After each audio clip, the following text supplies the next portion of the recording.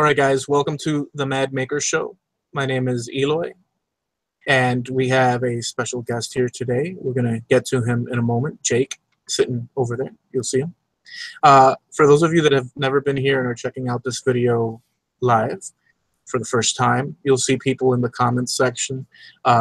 Feel free to ask questions as we go. The Mad Maker Show, we are part of a community, not necessarily just here in the United States, but worldwide, Europe, and so on, of people that create things with their hands, using tools, machinery, computers, all sorts of implements, and build things from where originally there was just nothing, materials, be it wood, metal, whatever. And so there's people out there that that do these things, and we're all part of that. And we like to interview and find out a little bit more about what they're about, their thoughts, points of inspiration, their history. And that way we all become a little bit closer and know a little bit more about the awesome people that exist within this community that has sprung up really organically and through social media, places like YouTube and well, Facebook and all other spots that you guys know about, Reddit, right? So we welcome you, and I'm going to pass it over to JP Woodwork. How you doing, everybody? I'm JP Woodwork. I'm here on the Mad Maker Show with my man crafting mug. I'm from JP Woodwork on YouTube.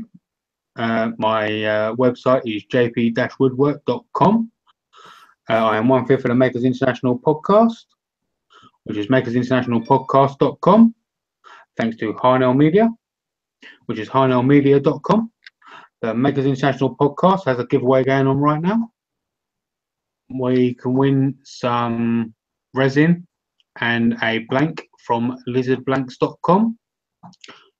So yeah, there is also a fundraiser going on at the moment for Cole Jacobson, who is setting up a mobile makerspace.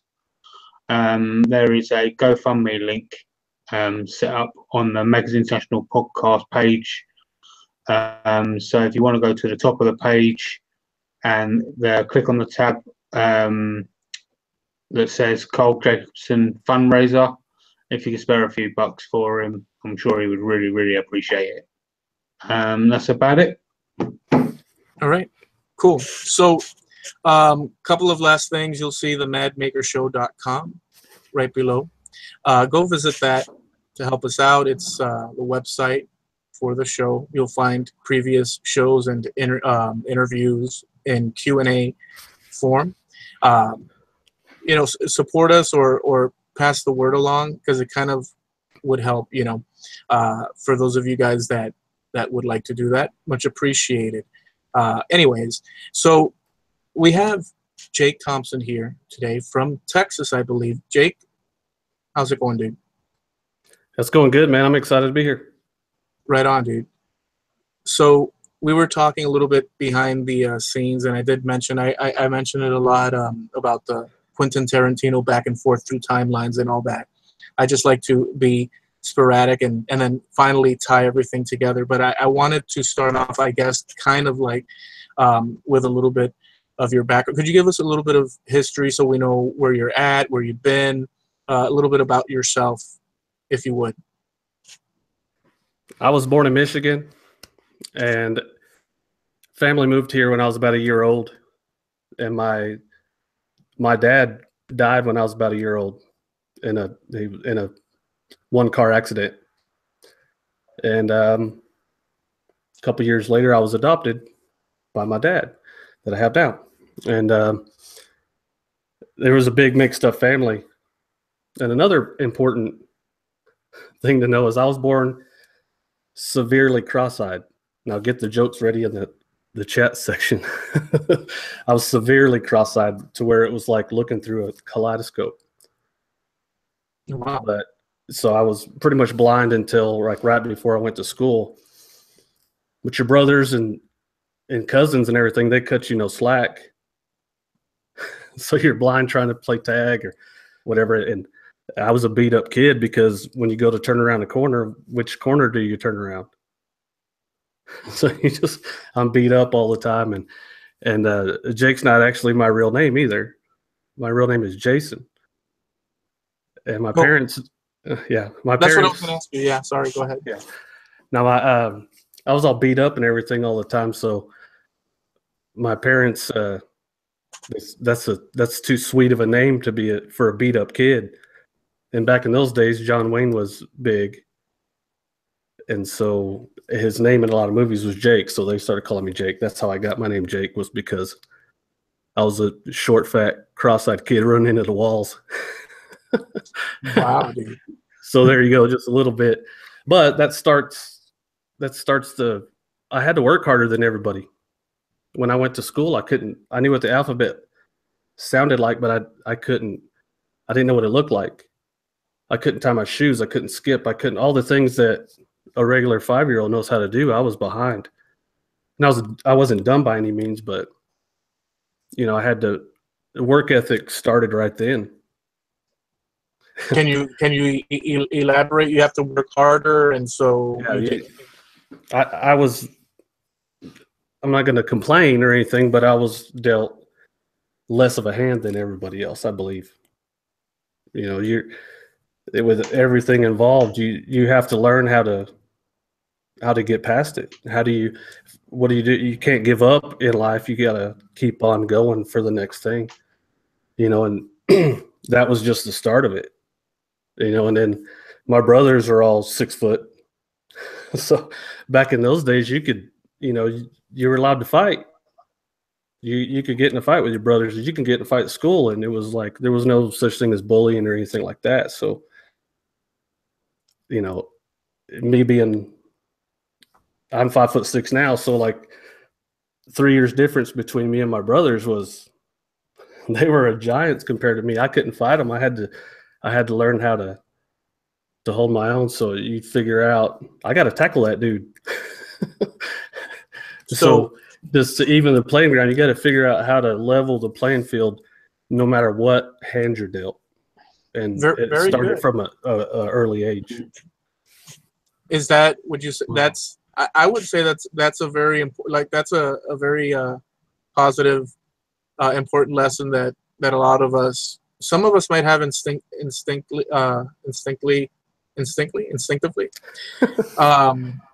But so that's kind of like keep fighting and improve. Yeah, would you say? Yeah. It's never stopped. And through life, I'm 43 years old, and it always seems like you're a step behind, and you have to. And that's for everybody. I'm not special. I just learned how to have a good attitude about it. And does this guy have a step on me? Yeah, probably. But I can outwork him. I can have a better attitude. I can treat people better. Whatever it is, you have to level the playing field. You figure out how to do it. And when you're knocked down? Get up. You have to get up. There's no. What if you're knocked down twice? Then the second time you know how to get up better. You've already been through it. Very good. Yeah. Very good. I like that. So you guys in the chat over there that are listening, start thinking of questions if you have any. We'll get to them, shortly, and we'll continue here with Jake. So yeah, very very cool. So so once you started realizing that, I guess very early on, that you had to get up and do a little bit more than the rest of the people, and you were given no mercy, or very little probably, right? None. It was a mixed home. You're in a mixed home, so you got some kids were this parent's kids and some were this parent's kids, and I was the middle child also. So there's no mercy. There was no mercy, and I'm not complaining by any means. It just It is what it is. And then growing up when I was a kid, you could let your kids stay out all day and go on bike rides all day, and now you wouldn't think of doing that with your kids. That's what we did. It's a whole different time. Yeah, we were allowed to just go. I mean, where are you going to be? Oh, I'll be over here, but you end up being in a million places. You're on bike with your buddies and all that. So when did you start to see noticeable changes, you know, and started getting, I guess, you know, like your vision has improved, obviously. What all? I had surgery right before I went to kindergarten. Okay. And there's supposed to be several surgeries, but it was just one, and then it was good enough to where they didn't want to take a chance on doing another surgery so that it could have made it worse. So yeah, it just stayed where it is. And most people don't notice, but sometimes I got one looking off. But it is what it is, and you know, you got to live with what you have. Mm-hmm. And I'm not embarrassed of it. Sometimes on the videos, I'm like, man, my eyes were looking somewhere else, but that's who I am, and I'm proud of it. Now, so before mentioning the massive freaking hangar that you have for for a shop, when did working with tools, woodworking, and all that start to, like, the earliest thing, if you could? Woodworking didn't start until about 2.5 years ago. Okay. And but the cars were from an early age. My dad would, you know, I had the brothers, and we were in junior high, and my dad would get up and say, I want that engine out of that car and in that car and running by the time I get home. And me and my brothers would do it. It'd be running like crap, but it'd be running. And then we all just took it. We all just took and ran with it. We could all, you know, we all excelled at what our dad taught us. And as far as woodworking goes with my dad, you know, my dad is like up here to me. But as far as woodworking goes, he tried to build a doghouse one time and the dog wouldn't go in it. So I just figured, I always learned from my dad, and I figured, well, he can't do it. I'm not going to be able to do it. That's the pedestal that you have your dad on, you know. So I was like, well, he can't do it. So I never even tried, never even gave it a second thought. And it was always cars. But working on cars, you know what a quality tool is. You know how to work with your hands, and you know it's all relative to one another. So when I started, basically to get started with the woodworking, we just made some Christmas gifts, and then we really enjoyed how people responded to it and liked it. And but hold on. So, but what was that decision a few years back that you said, you know what, I want to? Why and what? I had back surgery. Okay. And I had to switch jobs. I used to be a ASC certified master technician for like 8 years, and the money was good, and so I did that during the day and come home and work on the race cars and did all that stuff, and you end up spending all your money on these race cars, and going to racing would cost hundreds of dollars on a weekend. And this is Texas? Yes. And you know, we have a local drag strip, and all the street outlaw guys, they're just in Oklahoma City, so they'll come over here and race, and it's a good time.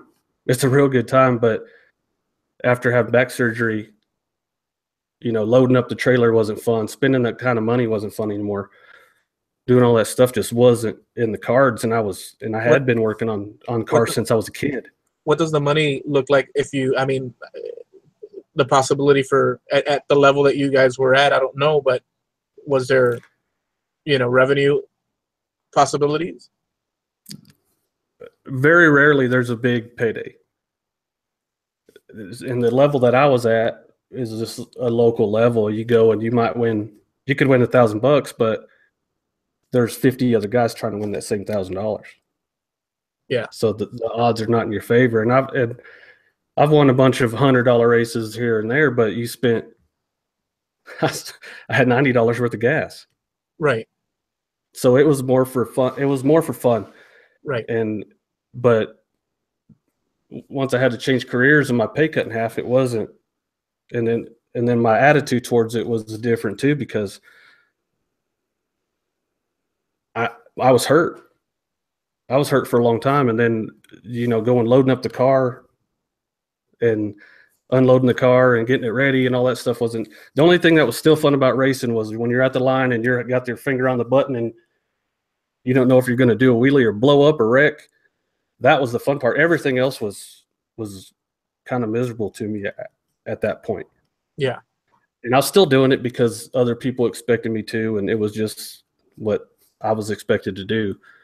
And after we did make the Christmas presents for people, and I got the enjoyment out of it, and saw people's face light up over something that I created, it was that changed everything right there. Yeah, that's awesome. I just want to say, because you're making me think, or just self-reflect. And woodworking, at least for me, woodworking, because there's other disciplines, it's such a rewarding thing because we have wood items and structures all around us, and it's just such a rewarding thing to be able to create something that fits in this world in some way or the other, or serves a purpose that people could have in their homes. It's such a great thing. I wouldn't. It's, to me, I play music too, and it's almost, well, I don't want to be blasphemous, but it's even more rewarding than playing music. I haven't looked back.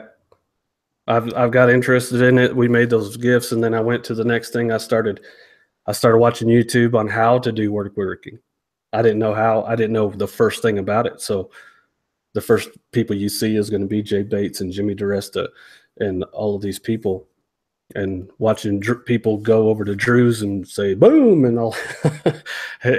It's like it caught my attention real quick. And so I started doing this stuff, and then I figured, well, I'm doing it. Might as well go get a camera and at least document how, at first I just thought maybe I'd document how good my woodworking gets.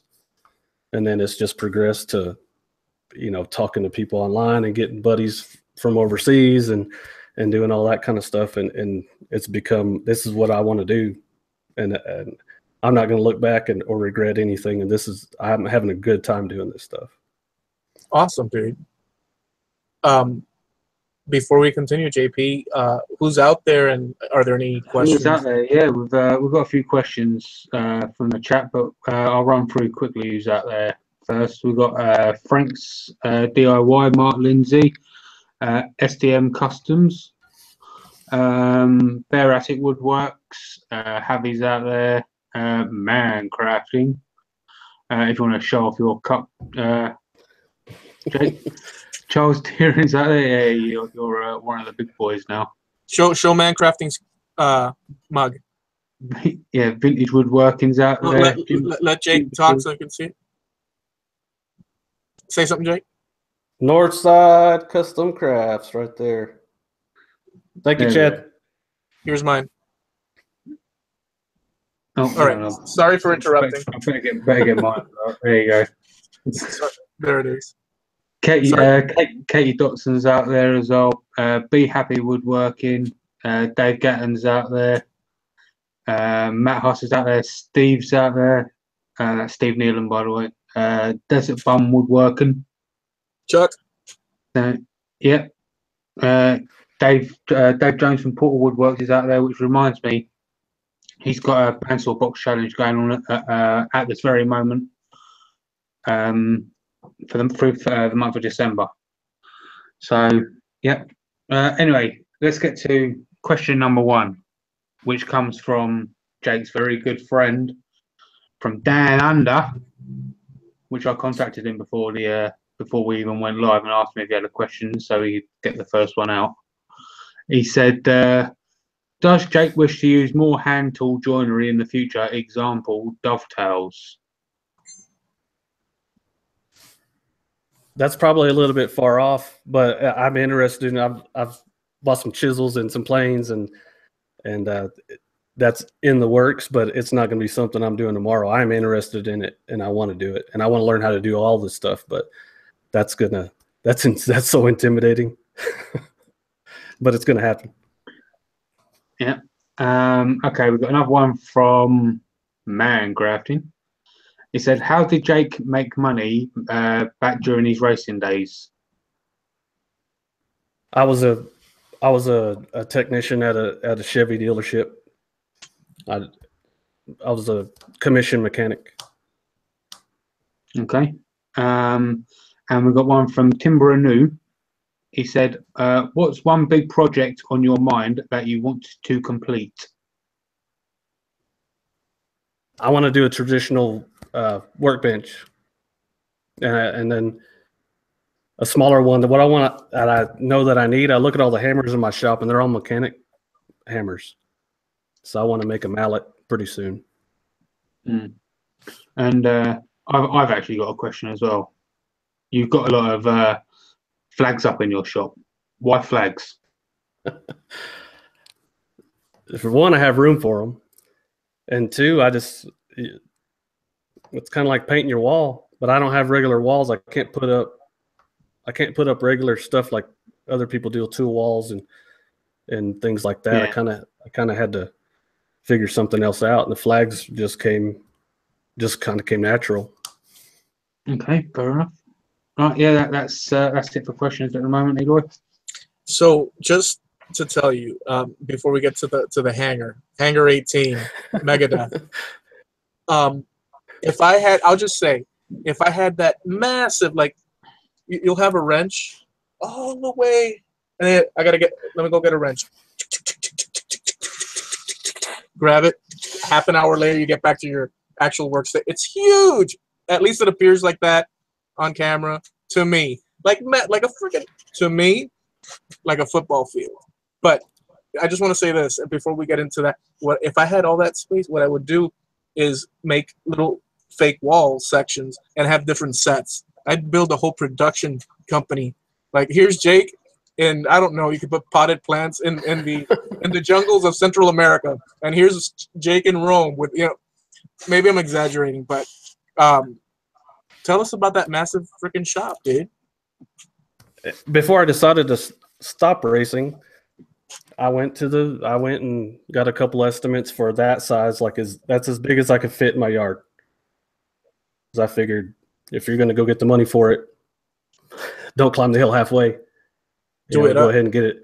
So I got an estimate for that one, and then if I didn't get, the finances estimate for a little bit smaller one, and 2 or 3 estimates for them, and it's awesome. The bank said yes. So there we go.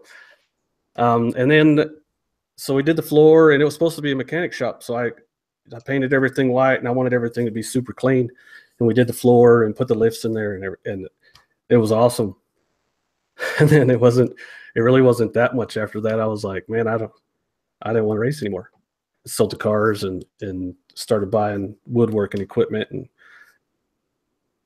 so I really tried to make the old shop, and people are going to hate me for this. My old shop it's a 30 by 40 Quonset hut.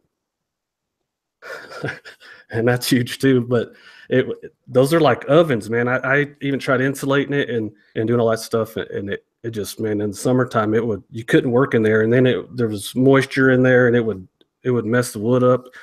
So I finally just, one of the places where one of my lifts was, I put accept change on there.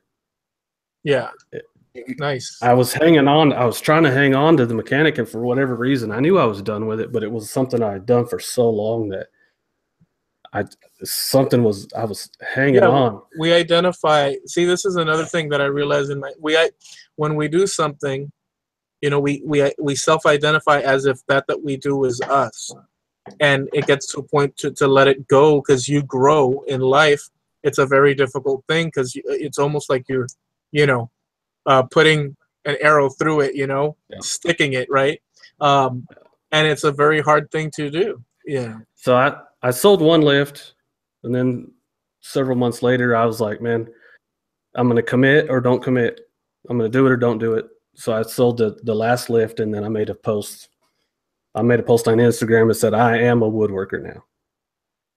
And that was a turning point when you decide, this is what I'm going to do. No ifs, ands, or buts. I'm a woodworker in Amarillo, Texas, where there's no trees. And here I am. No trees. There's no trees. So you're Home Depot, you walk in, and you go to the wood section. There's like one board that's like a bowed sitting there, $29.95 special. Oh yeah, yeah. There's just, you can see Home Depot just fine because there's no trees in your way. there's no trees. There's one in my yard that is dead. Your Home Depot does have plenty of wood though. Yeah, that's good. There's no, but it's difficult to get nice wood, to get the hardwoods and stuff. But I got to travel to go get that. But as far as, you know, I look at other people's Instagrams, I'm like, man, they got trees over there, and it's probably cheaper to get hardwood and where there's places with trees. Just so, I don't want to make this into a Home Depot thing, but I'll just tell you, I enjoy Home Depot. I'm not going to use the word love, but my favorite aisle at Home Depot, just my favorite. I have a few favorites, but my favorite one is the one where you got all the tools sitting on display, and you could turn your head and you'll see all the Dremel stuff, and I just love that little aisle. What's your favorite aisle there, if you have any? Just lately, I've been building that TARDIS, so I had to go get materials for it. So it was a 4-side square, pine boards and stuff, and I hadn't really bought. I've been going to Lowe's, and I just now recently started going to Home Depot. No, they're both great. So I still go to both, but I mean, I went to Home Depot for this build, and so they're just a regular pine lumber. I've been buying that stuff. I went there once and put a cone on my head. I don't doubt it. To which one, the Lowe's or the Home Depot? The Home Depot. Yeah, I don't know. I love, you know, walking through the aisles and looking at tools and all that stuff. It's a sickness, to be honest with you. But you mentioned the TARDIS. So I think Matt Haas is out there, and he's a total Doctor Who freak. 80s, you know, retro, 8-bit art freak. He loves the TARDIS. Can you give us a little bit about that TARDIS? Because I saw a video, and I'll just mention just to have the conversation. I saw the video where you're giving us an update and stuff, and you're working on it. I'm sure you've advanced, but what's the story with the TARDIS? Why? I work with a guy, and a couple of months ago he asked me, hey Jake, do you know what a TARDIS is? And I was like, no, but I bet it's something nerdy. And he said, yeah, it is. So he started telling me about it, and so I looked it up, and that's a call box, whatever. I didn't think much of it, and then we kind of made the deal that I would do it for him, and so I started looking into it. And oh my God, I know absolutely nothing about Doctor Who. I'm learning, and that, you know, millions of people can't be wrong, I guess. So, but I've learned that they're pretty particular about their Doctor Who stuff. But this thing is going to be a memorabilia closet. Oh, very cool. And so they didn't have room for a whole TARDIS, and obviously it has to be short enough to fit in their house. So I had to shrink it down width-wise and height-wise, and then it's only going to be half of the depth. So I'm going to put trim on it to make it look like it's melting out of the wall. Oh, nice. So when you say, did you say souvenir closet? What was the word you used? They're memorabilia. Memorabilia. So they would open it up and it have shelves and stuff. Is that what's? It's going to have 3 shelves in it, and they're going to put all their memorabilia in it. I don't think they have they have a few things right now, but I think they plan on getting more stuff because they really love this stuff. So, and I'm going to do on the inside of it. It's supposed to be bigger on the inside, so I'm going to paint the center of it like a doorway, but it's going to be a real small doorway, and then have everything going towards it, so it'll look like it's a tunnel, or you know, light at the end of the tunnel. If people, if you find people out there are meeting Jake for the first time, or us, you can keep up with what he's doing. And the TARDIS, I believe you can go to Instagram. It's in the description. You can go to the description and look after the show, right? Don't do it. Well, if you want to do it now, it'll open in a new window. I hope. But They can do it on their cell phones. yeah, but you could see, you could follow him along on Instagram and see all that he's doing, and plus his YouTube channel. And you'll see the updates and the specifics. You can visually, see what's going on with that. And the Hangar 18. That's the name I'm gonna give it. Hangar 18 by Megadeth. You never heard that song before? No. You've heard Megadeth though. Yeah, I have. I actually took Jake on a tour of London via Google the other day and showed him a real life TARDIS. There's one in London at Earl's Court that's forever on display that people can use. It's actually a working phone box. Yeah, it was awesome. So for you US people that are coming to Makers Central, that's one for you to know. When is Maker Central happening? The 5th and 6th of May next year. And do you know any names of people that are going for sure, or kind of sort of might be? Jimmy DeResta. Okay. All of Making It. Bob Claggett. Yay! Big names. There's some big names. So, That's it? How about Little Poncho? There's some big names. You can go to makerscentral.co.uk and find out all the names. I'm going there. That's all you need to know. You name all the. Okay, fine. I was just gonna say facetiously, how about Little Poncho Maker Man, or Little Samuel O. Custard? I Built It, or you didn't mention any of them guys. Yeah, he might be there. I don't know. So yeah, we've got some Okay. more questions anyway. Yeah. I think you already answered this. Got one from Chad saying, how big is your shop? It's 40 by 50 with 12-foot walls. Okay. Charles Deering says, ever used a scroll saw, and if so, like it? The first woodworking tool I ever bought was a scroll saw, and most of the crafts that I did that I've sold to customers was scroll saw art. And once I got the CNC machine, it got put away. Bear Attic Woodshop asks, what inspires you in your craft? What motivates you to learn and progress in your woodworking? It goes back to when I was a cross-eyed little kid working harder than everybody. I get a video done, and then I study it and see what I could do better. And the goal after every video is to make the next one better. And I try to make the next one better. And I'm finding that the hardest part about doing the videos is telling the story. And there's some people that they have a knack for telling the story, with the flow to it, and it makes sense, that's probably the most difficult thing for me to do. And I think if you watch the K-bar video, I tried real hard on that one to do that, to tell the story correctly on that one. That was real important to me that I told that story good.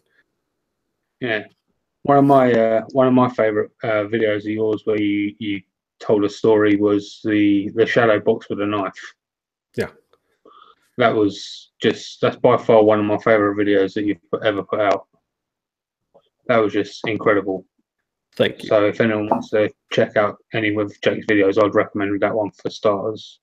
And I had that one lined up for about a year, and I wanted to do it, but what slowed me down on doing that video was I wasn't sure on how to tell that story, and I knew it needed to be correct, and because it means a lot to me, and it means a lot to my brother. It definitely pulls strings.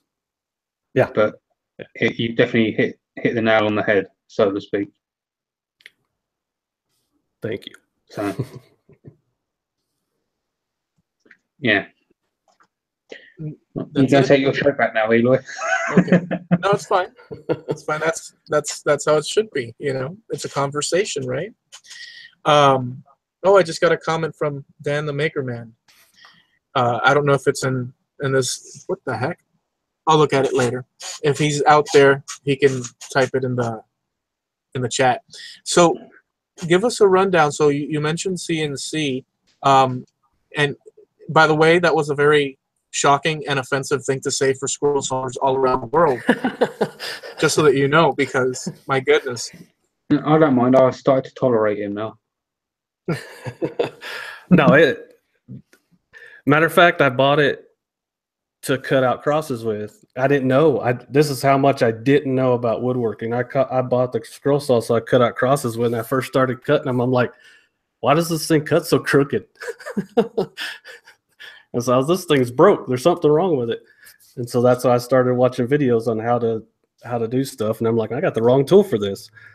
But I did it. I used it for a long time, and I'll pull it out if I need to just cut a hole out of something, and I'll just get it out and do it. It's a good tool to have, but when you have a CNC, it kind of surprisingly, what people don't realize is scroll saws still have blade drift.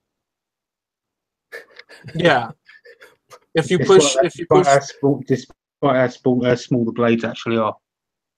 Yeah, and like everything, you don't want to force the blade. Yes, you might cut yourself, hey, Eloy. Well, that's what that's I guess you'll never drop it but I'll just address that. So I'm enjoying I think it was ever since something was going on with scroll sawing. I don't know what the heck was. I don't know if you guys were doing a challenge over on Makers International. David Jones from Portal Woodworks was doing a bunch of stuff in the rustic vein that I enjoy. And so I started getting back into doing, because I use the scroll saw basically to solve a problem, not necessarily for, it as a project, full-on project. And I started getting back into it and stuff. Well, I got overzealous and I was pushing, because I was building for the show here in Miami, Santa's Enchanted Forest with Javi from Javi's Woodshop, and I cut my darn finger on the darn blade. Dude, something that never. Well, I did. Well, you know what? The scar is gone. There's no scar, but I cut right there. Boo boo, and it's not supposed to happen. So, Jamie Page didn't believe me. He was like, "How can that be? How can that be? No, you're lying. You're lying." And I'm like, "Yeah, I did it. I wouldn't admit it if I didn't do it." I sent Eloy a video of me with a scroll saw on and just flicking the blade. No cut. Yeah, well, I could do it like that. Thing is, I was forcing in, and I was turning the blade because I've got stacks and stacks. That's another story of freaking products there because it didn't turn out the way we wanted to. So I push and push, and then I started turning, and then it just cut the piece off, and my finger went into it. I went, nee. And I cut it wasn't a life-threatening finger cut, but I cut myself. Bottom line. You get credit. You get credit for admitting it. Yeah, that's yeah. Let's go with that. Jeez Louise, what can I tell you? So, well, give us a rundown of the tools. So we've seen the CNC. What CNC is it? Give us a rundown of your tools, your go-to tools. What do you got? The CNC is a Laguna IQ. It has a cutting surface, a working area of 2 by 3 feet, and I can't say enough about it. There's no maintenance on it. I turn it on, it's a 3 horsepower water cooled spindle. So I turn the machine on, turn the water on, and it'll cut all day. And I don't have to, it's one of those things where it just works. And the rest is up to me learning how to do the V-carve and all that stuff. And there's plenty of videos on there. I think Mark's in the Mark Lindsay CNC. I've learned a lot from that guy's channel, and I knew absolutely nothing when I bought that thing, and I've made some, you can make some pretty cool things with it, and I've just barely scratched the surface with that CNC machine, and I have a hybrid table saw from Grizzly. Before we continue with that, just to mention that. For information on the CNC, you have Mark Lindsay CNC. You have Javi on Twitch now. He's got a show going on. I'm sure he'll let you know down there somehow, Javi's Woodshop. And we have Dave Gatton as well. I'm sure there's a bunch of others. So we're kind of in good company when it comes to the knowledge of, CNC and whatnot. Yeah, Javi's actually just started a Twitch channel where he teaches CNC's programs and such. Yes. So, and I'm pretty excited about that too, because it's a steep learning curve on that kind of stuff, and to get involved with people that know so much about it. Once again, I've just barely scratched the surface of CNC, and I've made some pretty cool stuff, and people like it, and it's pretty exciting to know that there's only up from here. I just want to also put in perspective a thing. Some people are not going to like this, other people will.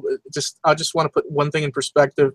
At least in my experience, we had that one show at the Santa's Enchanted Forest here in Miami, and we had CNC stuff.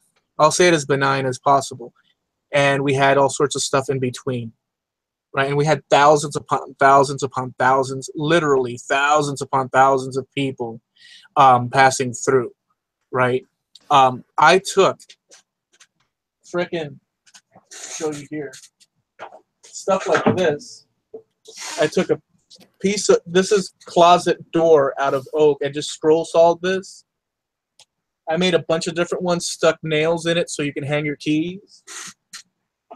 Freaking people come up and grab them and buy them. They were looking at when that's reclaimed, so you never know what the heck, right? So to balance out, because I don't know if you know this, Jake, but there's a war, and it's a violent war, and it's against the CNCers with no beards, and yet they have the technology.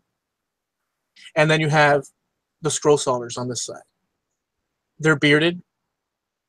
They use that tool with that little scroll saw. You might even see them in a dingy, place, flies around and stuff, and rain pouring through the crack. So that's the war. I just wanted to put that out there. Sorry.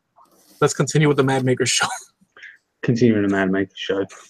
Yeah, I just want to quickly bring something up, and I say a lot of people may not know about Jake, but I feel it needs to be mentioned, because I think he needs a bit more recognition, if you like. But Jake was actually a military man, so I don't know if you want to say a bit about that, Jake. I'll tell the story again. I was in the Marines from 92 to 96.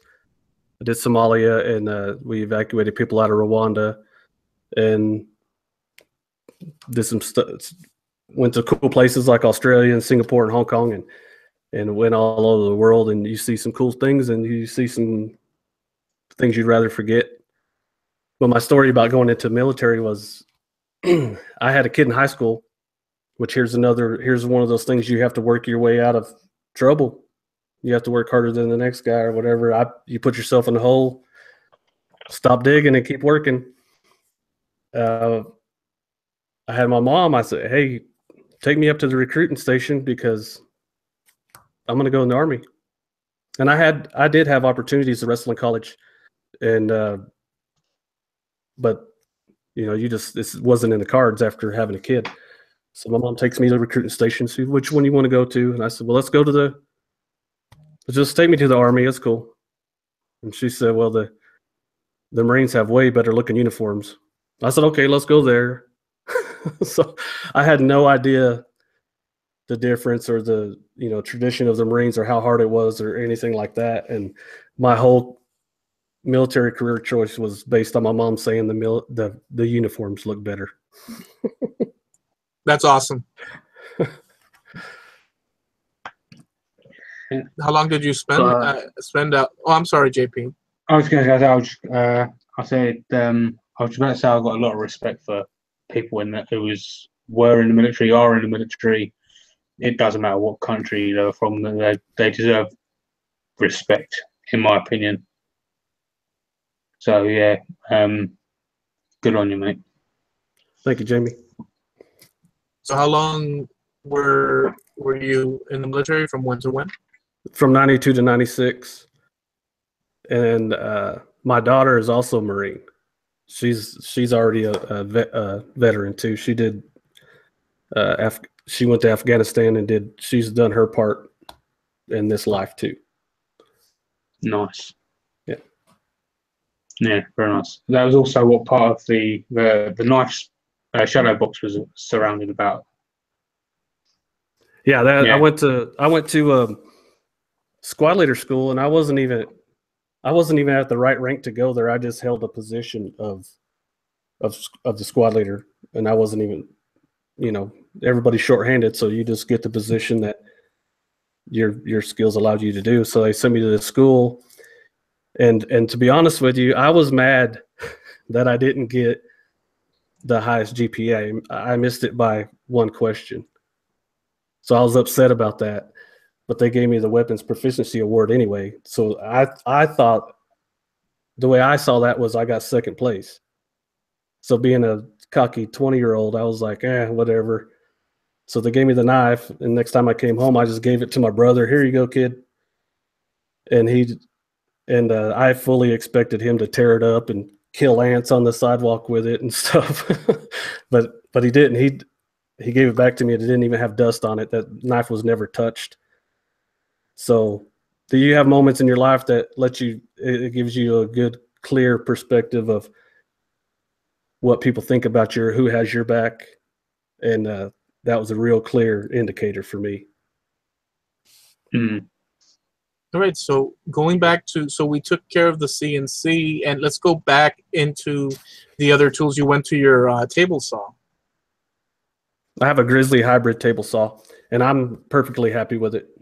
But if I had it to do over again, I would get a saw stop just for the safety of it, and it costs a lot more, but how much is a finger worth? Is my attitude about it.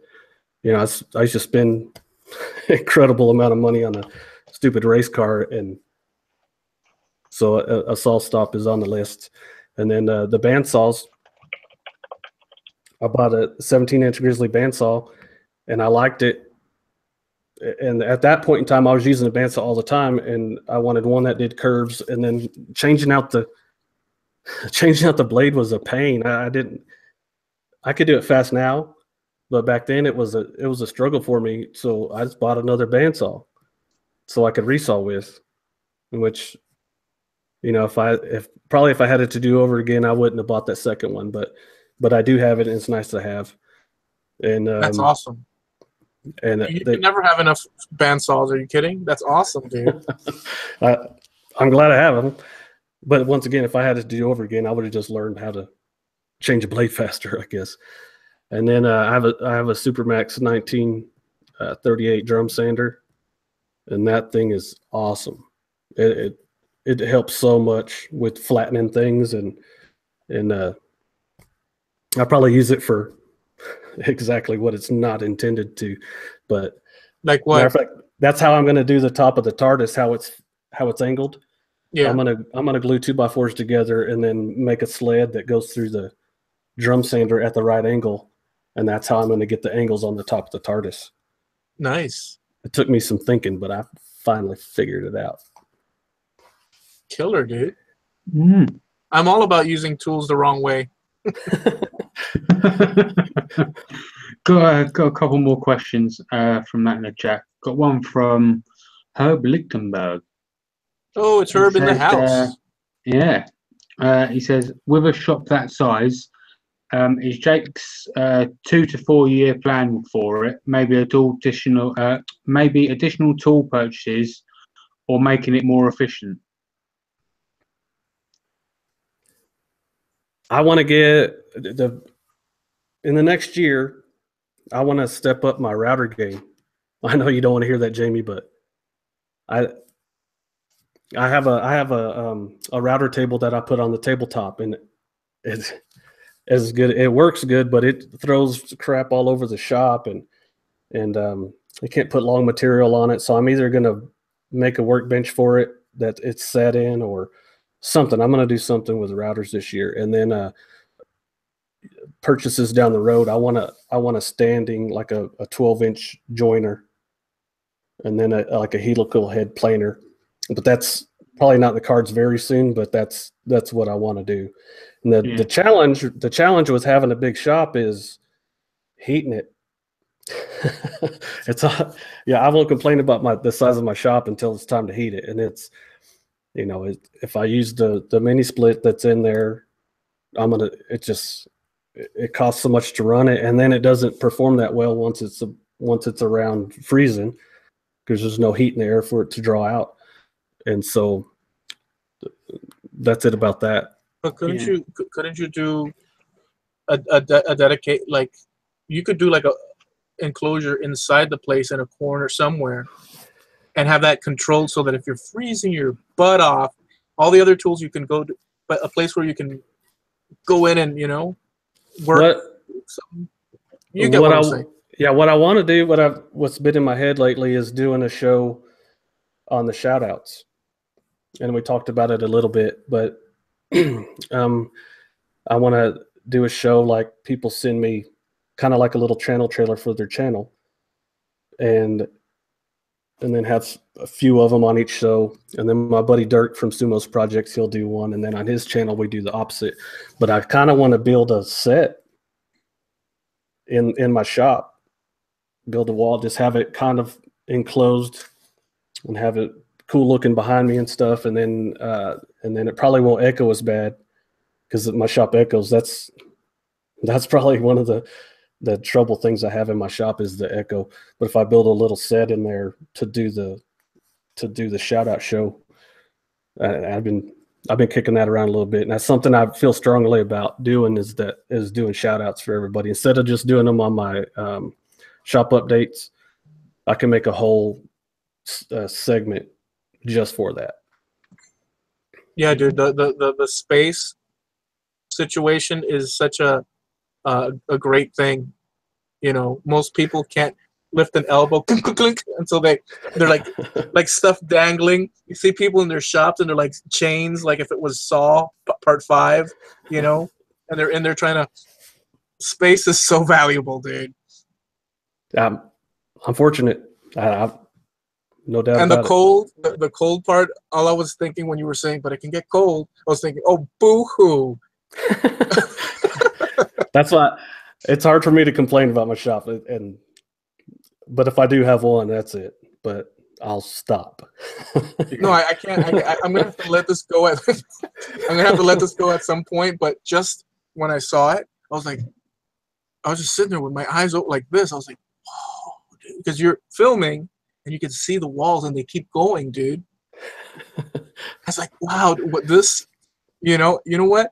You should divide and rent out like 15 units. Like these, with these woodworkers, if you give them a 5x5, they'll be, oh yeah, man, I'll do it. Got another question from Mark Lindsay, CNC. He says, any interest in combining the mechanical with the woodworking, Jake, like making furniture or art pieces that combine engine parts, for example, with wood? I've been just concentrating on learning how to do woodworking, and I'm sure that'll come later. We blew up an engine one time, and I took it apart, and I made a person out of it. So I like doing things like that and creating things. It doesn't really matter if like woodworking or metalworking. I have one corner of the shop is for metalworking, and I don't know if it doesn't get shown very much because I've been woodworking, but I have it there, and it's going to come into play sooner or later. Did you ever watch the British version of Top Gear? I have. When they made a food blender using a V8 engine. I haven't seen that one, but that sounds cool. Yeah, they made a few ornaments that were using engines. So, yeah, it's not on no more. Though. I think it's called something else now. I can't think of what it's called now. So how many in your area How many other woodworking, folks are there that you know of? I'm sure there's I'm sure there's a few, but I've met one, and his name is David Birch, and Okay. he watches these podcasts, and he watches Makers International now and comments and stuff, and he's excited, and he's come over to the shop. He met me through YouTube, and he come over to the shop and checked it out, and I went and checked out his, and he's been doing it his whole life, and he's a real cool guy, and he's made his own pocket hole machine, and he's done a lot of stuff. And I don't have a lathe, and he showed me some things on his lathe and got me to use a lathe for the first time, and it was a lot of fun. And it's kind of nice having somebody with the same interests face to face instead of just online. And I could talk to him about stuff, and we get along real well.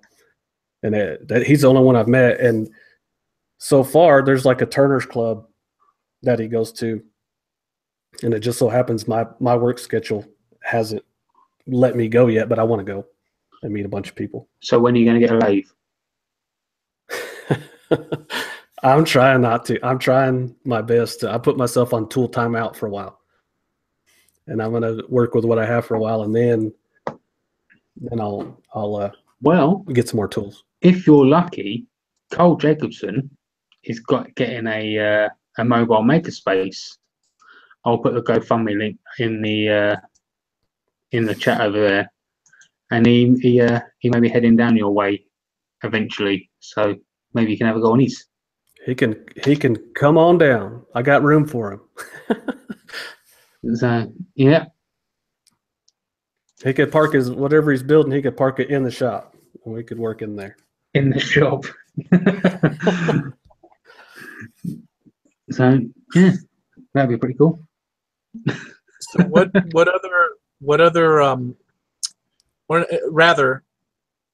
the projects that you have mainly focused on? What style, concepts, where's your interest lie?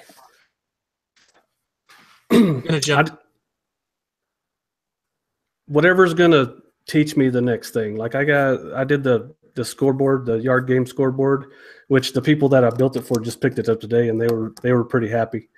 They were really happy, and they were like, it's like furniture. But I did my first mortise and tenon on that, and I just kind of figure out a way to learn something new on each one. You want to have confidence in what you're building, but you also want to challenge yourself, do something you've never done or whatever. And I try to do that every time, and I try to do with the video making and editing, I try to do something different, or I try to make it better every time. And I think if you go back and look at my first videos, it'll be very clear that I've learned a lot since those first ones, because I was just happy to get the video from the camera to YouTube. And I really did. At those first ones, I really didn't care what it was. I was just happy that I was able to complete that task, is just getting it on YouTube. And then ever since then, I've tried to make it better every time. Awesome. How about, so as you tackle a project, you're sort of directed as you go, and you enjoy that and you keep going, but is there so how there's rustic, there's fine woodworking, there's cabinetry, does anything spark your like, wow, I just want that in that direction? I know you have the CNC, and I gather from what you've said that you really, really you appreciate that tool and are interested in it. But just where does your mind wander to that, oh, I'd love to go in that direction? Or you're open, maybe? I don't really care what I do. But that's not a cop-out either. I don't care what I do. I have the CNC machine. Like I'm not good at drawing. I'm not that kind of, I think I'm creative, but I'm not a drawer or that kind of an artist. So the CNC machine helps me out a lot on that. And as far as, making money, if somebody says, hey, I like that key rack, but I want my name on it, then that's You can do that. real quick. That's real quick to do that. The CNC machine helps so much on that stuff. So I can make some money on the CNC machine, and I can go buy materials to make what I want to make, like the shadow box or the all the other the TARDIS, and I can do things like that. I'm really interested in just being a better woodworker and learning the things that, I mean, people take a lifetime to learn this stuff, and I once again, I feel like I have a late start on it, so I'm putting in the effort to learn everything I can learn to be the best woodworker I can be. And then at the same time, I want to be the best video maker that I can be too. So the interest is there, like, for all of it. The CNC machine has its place. The table saw is going to have its place. I got, I just want to make things that are cool. And people, I don't look for the next project. They've been coming to me. So somebody says, I want a yard game scoreboard, or I want a TARDIS or whatever. I'm game for it. And if it's the more challenging it is, the more I'm game for it, and the more it challenges me to do it. And I'm excited for it. Right on. All right. JP, any questions out there? What are they talking about? They're basically just Robin said that you're more than welcome when it sounds like fun. Nice. But they're basically just talking amongst themselves at the moment. But yeah, you got Mike Lindsay's still out there, Odessa Woodworking, which is our forte. Bare Attic Woodshop. Katie Dotson's out there. Robin Jacobson. Brian Bales is out there. Charles Deering's out there. It's got Muddy Fences is out there. Man Crafting is still out there. Jim Bushes is out there. Dan the Maker Man's out there. Frank's DIY. Who else is out there? Wildman Tech. Who else is out there? Javier Sweater. Okay, so out there. So Jake, I want to do something, if you're okay with it. Before we get there, I want to open up that subject that we were talking about earlier on, in reference to YouTube and all that stuff. Okay. But before we do that, just in case it might get wild, because I might drop a line to some people if they're wanting to come up and talk about it. I want to give you an opportunity to hit us with, if you have any shout outs for people that you'd like, people who inspire, people that we should check out, feel free to do so now, because it might get wild in a little bit here. Well, there's two, and the first one's going to be Sumo's Projects.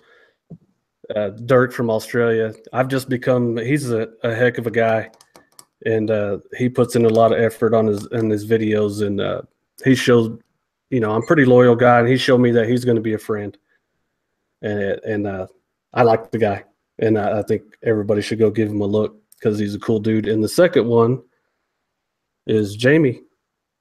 Nice. I don't know why he took me under his wing, and he's kind of, whatever reason he likes me, I like him, and I can tell he's going to be a friend for a long time. I'm having doubts after that router comment. Do what? Wait. I'm having doubts after that router comment. You'll get over it. You'll be fine. Sometimes it takes 2 times because the processing. It happens to me with the. See, I tell you, JP. I do want to ask you: did you enjoy it? The show? Have I enjoyed the show today? Yeah, it's awesome. Well, I like it. Awesome. Well, would you come back? Absolutely. Awesome, dude. We're gonna do something right now, guys, where we're gonna turn into a little subject here, and just to discuss, and it has to do with YouTube and the restricted, or this video is not suitable for blah blah blah and bling blam boom bam. So let's do that. And anybody out there that wants a link feel free. We're going to have a discussion. It'll last about 15, 20 minutes maximum about that. So, JP, if you see the guy say, yeah, drop me a link, either on Facebook, private message, or in the chat, we'll hit them with the link, and they can come up and say hi to Jake. And if they have questions for him, and we'll also talk about this subject briefly. So by the time they see this, they'll see this. It's like a 5-second, 10-second delay, probably, if at that. So Yeah, chat wants a link. perfect. So here's the story. I have an Andy Burke. I'll just do it as benign as possible for you guys to know. I have an Andy Burke interview that I did, and it got restricted monetization. Then it was lifted 3-4 days after. Then come Sunday, I check, and it's demonetized again, back and forth, back and forth. My whole take on this thing is, obviously I don't know, because they don't give us any information. They did reinstate it, and it's been a slew of videos after that have had that. I have to, and it's in the first moments when the video comes out, the first few hours, the days where you want it to push and this and that, and then they screw with it and stuff. There's a video out there that someone posted that says, you know, they add little algorithms inside your video once they've done that, and then it's difficult for it to get seen by other people. I did a rant on Sunday, massive rant, and a lot of you guys were there for it. And I kind of think they're messing with us, man. So, like, when you upload your video, there's a little drop down, and that drop down says, you know, the category. Is this video how to and style? Is this video baking? Is this video vlogs and, I don't know, Egyptian dancing? Whatever, right? So no video will ever be suitable, ever, for all advertisers. You know? So what is your take on that, Jake? You said a few things. Can you hit us with that? And JP will answer you here on the side. Well, I just think that they're cracking down, and just like anything else, they crack down hard, and then after everything gets under control, it should taper off and get a little easier. But what I found is my videos that I post to YouTube and then I put them to public right away, every one of them have been flagged for unsuitable for all advertisers. But if I put them in private and I monetize them there, and I wait a couple days or schedule them, then none of those have been flagged for it. So if maybe it's coincidence, or maybe, I don't know if that has merit to it or not, but that's my experience so far. Yeah. So I have thoughts on that. It sounds reasonable, but again, I have like pushback thoughts on it, but I'm not going to get into it right now because I want to introduce Chad from Mancrafting into the mix here. What's up, Chad? Hey everyone, how you doing? Hello, Chad. How's it going, Jake? Jason? Look at that, Jason. Chad. It's a beautiful thing. That's awesome. Looks great. Mine's better. Yeah, whatever. So, Chad, Jamie has more stories. Yeah. Yeah, I don't doubt it. There's worse stories. And my eyes like yours. So, Chad, the topic is, of course, this whole restricted for most advertisers. And I was just mentioning, I'll mention it one more time, that the simple fact of you putting up a video and it having a drop down that says where you want to categorize it, and it being like under how to and style or this, it kind of delineates that your video naturally goes under a subject, because not every video, if not, you wouldn't be able to find videos out there because it's all a big glob.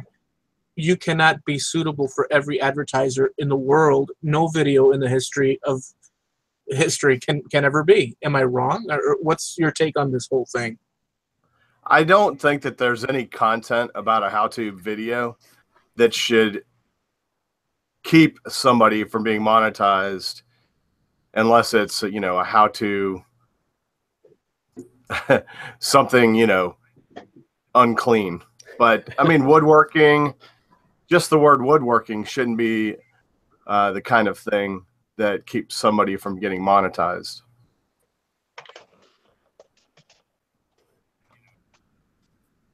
I want to welcome I want to welcome David Jones I want that hat.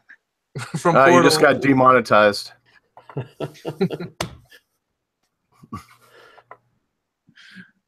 So yeah, so you've been hit just with that video, and I saw that last night where your buddy, is he the buddy that you started Mancrafting with, or that the logo came? Yeah, he's the one that, you know, when I tell the story, he and I were in my upstairs living room, or dining room actually, and doing some you know, masking some tumblers for sandblasting. He's the one that Man crafting. Man. Yep. Oh, they So said anyway, your wife said.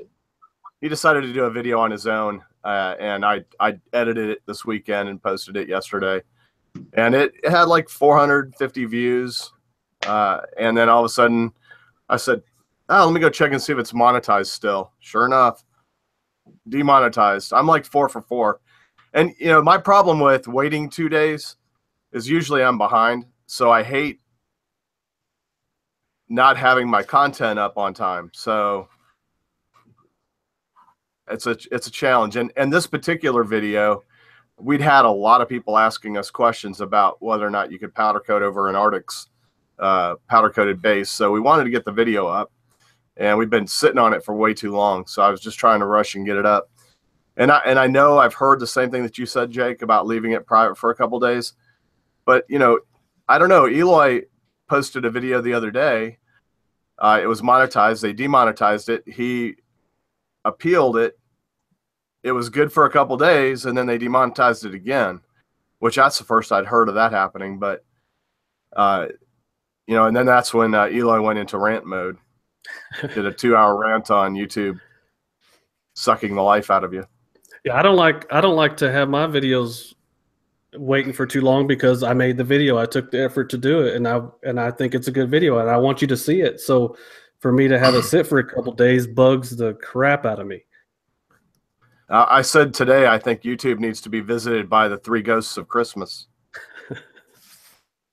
Yeah, sucking the joy out of content creating. well, look, that's what okay. So I want to say that.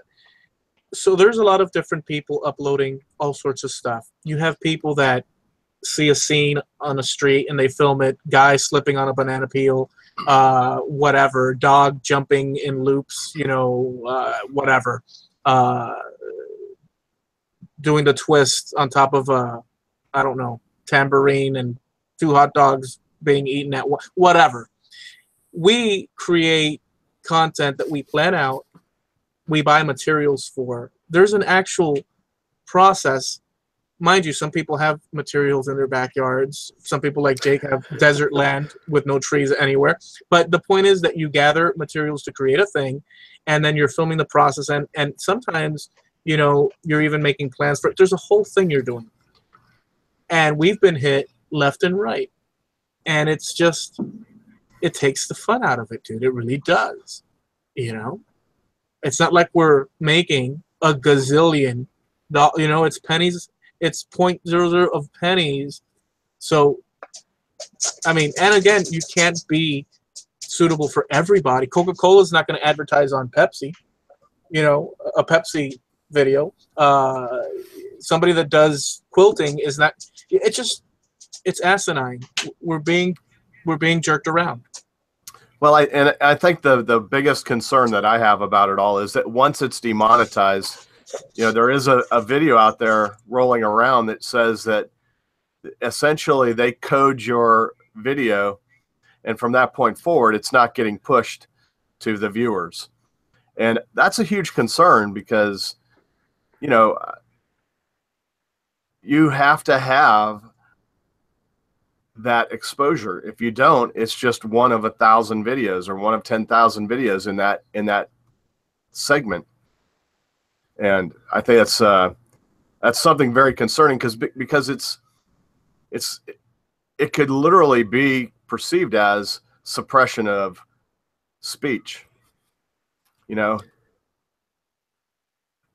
Normally, if I just do a shop update, I'm gonna get. You can go back and look at them. I get 600 or 700 views. And this last one that I did with the flag that Jamie sent me, and it got flagged, and it's got like 300 or 400. And I don't know if that's, it has to be directly related to the flagging. well, the biggest example that we talk about in this group is Paul Jackman. He put a video out which has gotten accolades and recommendations from people all over the internet, all kinds of different shows. And normally one of his videos like that gets that kind of exposure has hundreds of thousands of views in a very short time. Instead, he's got 80,000 views, I think, the last time I saw it. And it took him a long time to get to that point. And he got demonetized. It knocks the wind out of the sails. It's the fact that everybody's talking about it just tells me that it is a problem. It's something that they need to come to some kind of if you have a channel that gets demonetized 4 times in a row, and every single time you remonetize, maybe you should make a note or put some kind of a code in that says, all right, let's be slow to demonetize this channel, not quick. Especially when you go out of your way. You go out of your way to not use foul language or not be crude, or like, you can look at my channel. There's nothing at all that could even be considered to be. Okay, but you guys are rightly so assuming the best of the situation, kind of, sort of, maybe, because if you just think of the fact that there's no way on earth, they should restate that. Not suitable for most, because that doesn't work in any case that you could find in any video. Not every video. There's no, I mean, for goodness sakes, Jif peanut butter is not gonna, advertise on, I don't know. It just, it's wrong. It smells bad. It's not. There's nowhere near. He's cracking up with I picked Jif peanut butter out of nowhere, right? The cheese ball.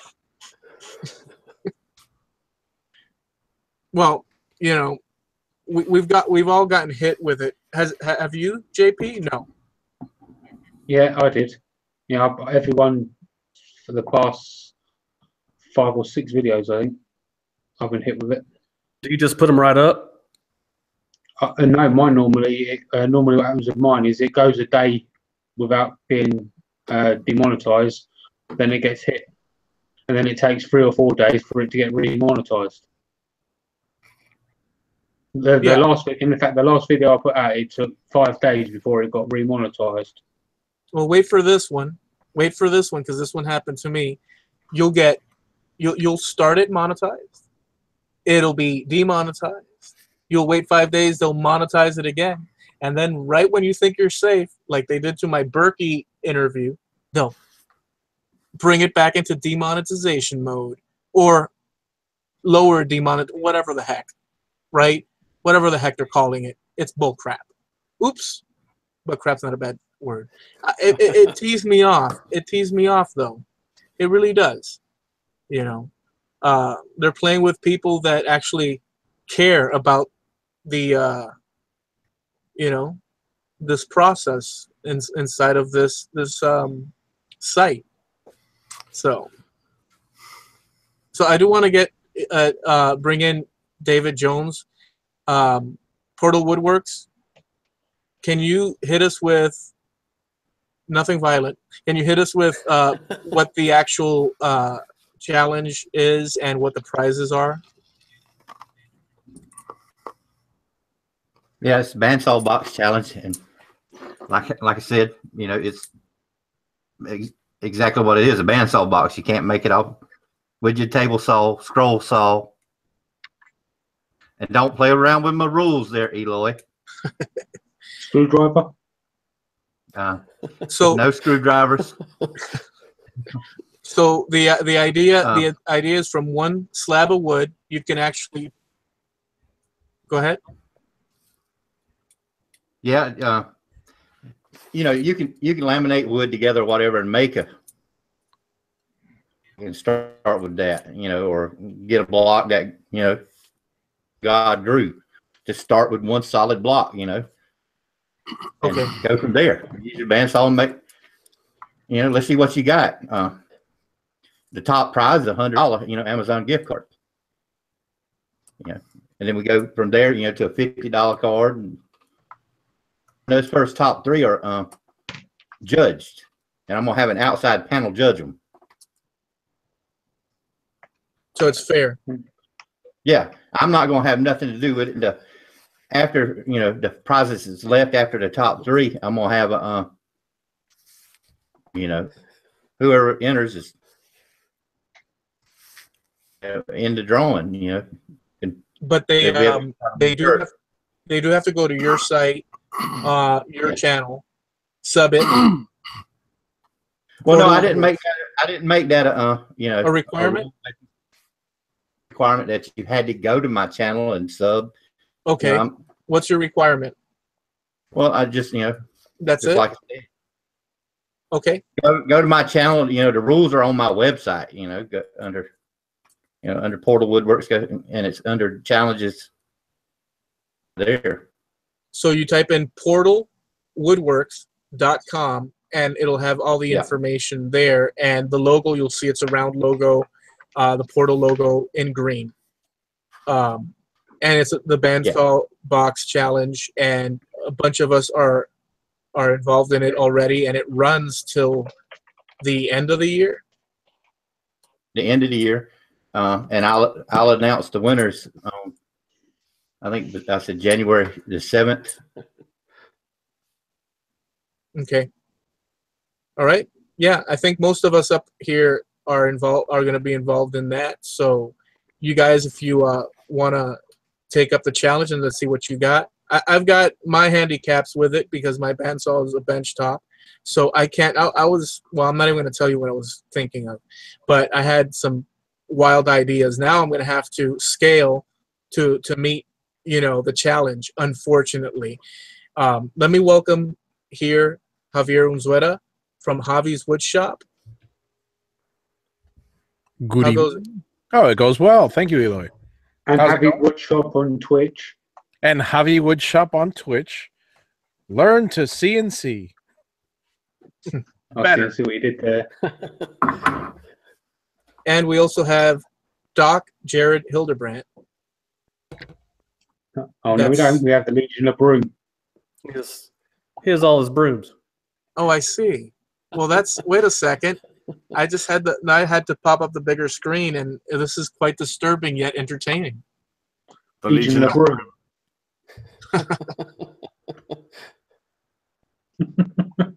They have their own website. Yeah, there's a website called the Legion of Broom. Now, I'm interested in what's going to go down in that, on that website. But apparently Doc is not going to show. It's just the Legion. So, do you guys have any input on? Let me click that. Do you guys have any input here on the panel, out there in the chat? Any input on this whole thing? Just your thoughts on it. Feel free. On the YouTube thing? Yeah.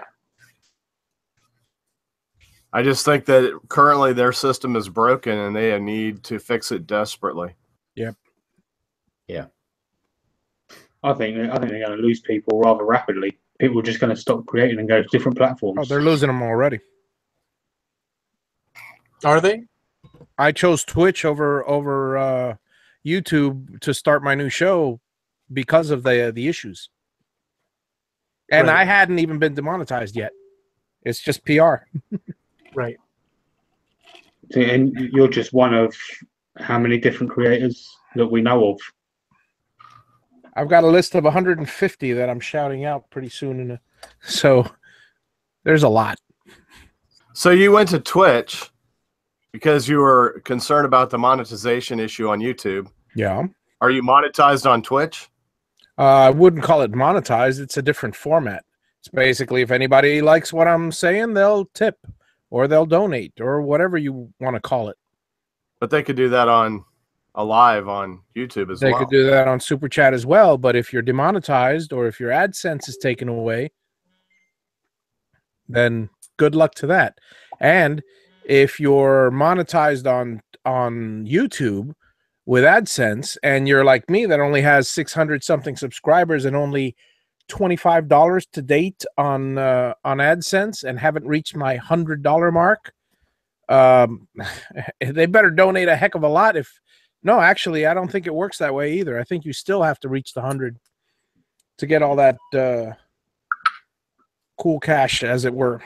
So anything can happen, and you're at their mercy.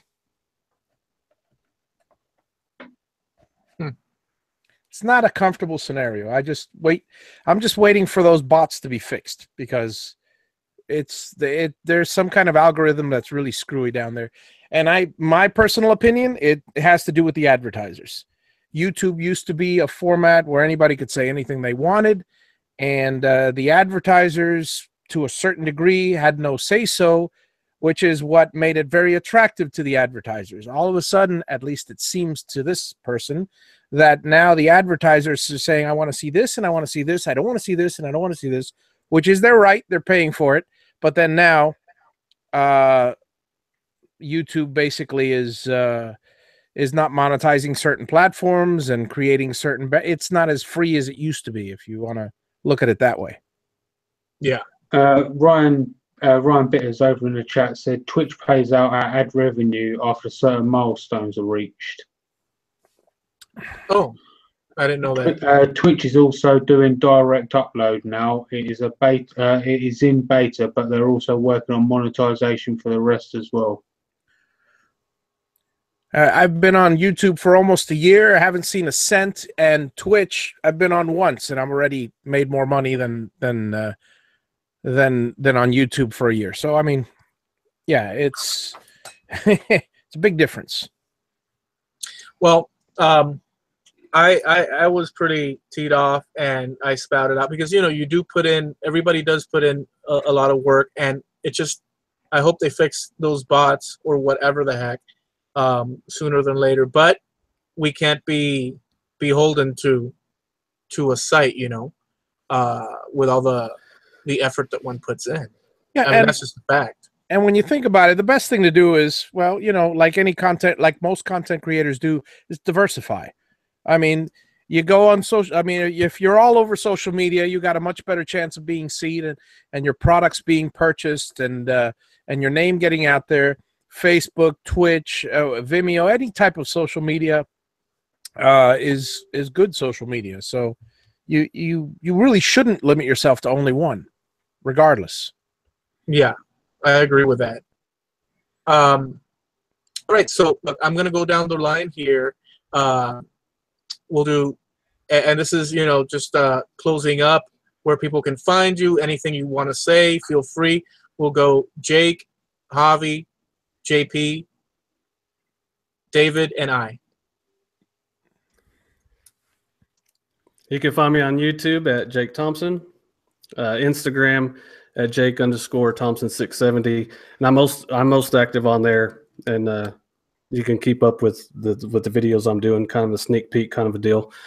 And I want to shout out Jamie because he's kind of awesome, even though he's a scroll sawer, and my buddy Sumo, Dirk Gibbons from Sumo's Projects. Go check their stuff out. Awesome. You can find me at JP Woodwork. You can find me at Makers International. You can find both of these logos at High Media. You can find me on Make It Weird Show. You can find me everywhere. That's about it. Thank you, JP. Javi? I, like all of us here, it seems, yes, am a member of the Makers Media Network. There's JP showing the well, he's off screen. But you can find me if you go to makersmedianetwork.com. I'm in there, and so are all of us. You can find me at Javi Woodshop on Twitch Thursday nights, or twitch.tv/Javi Woodshop, or Javi's Woodshop on YouTube or Facebook, etc., etc. Portal. Well, you can find me on YouTube, Twitter, Woodworks. Portal Woodworks, and the Bandsaw Challenge. All right. So listen, everyone, I'd like to thank. Oh, by the way, Chad left. He dropped out, and so did the Broom, the Broom The gang, Legion of Broom. the Legion of Broom. So you guys know them. Go check them out, Man Crafting and Doc Jared Hildebrandt, or you could type in. Is it JaredHildebrandt.com? Why did they leave, dude? See, when they leave, I can't get the exact information properly out. So what a bad, slap on the hand. I had to go sweep things up. Yeah, that makes sense. So I want to thank you guys for coming out and hanging with us. I hope you enjoyed it. Next week we have, who do we have next week, JP? Let me Make it so. make it so next week. All right. So thank you guys for coming out. Look, to support us, help us up, continue this going. Check out the website. Check out the links below. You can find Jake down there as well, JP, everyone. Just let people know about the show and kind of help us out. Spread the word. Other people might be interested in and seeing this show, and that's just how it works, word of mouth. So catch you next time. Smell you later.